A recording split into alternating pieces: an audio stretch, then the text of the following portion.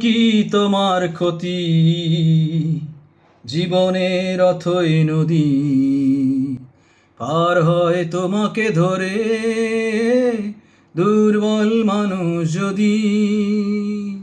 বলো কি তোমার ক্ষতি, জীবনের অথই নদী পার হয় তোমাকে ধরে, দুর্বল মানুষ যদি।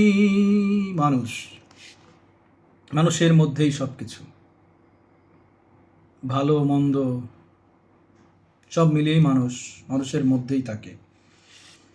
তাই ওমর খৈয়াম বলে গেছেন, রহস্য শোনো সেই লোকের আত্মা যথায় বিরাজে, রহস্য শোনো সেই লোকের আত্মা যেথায় বিরাজে।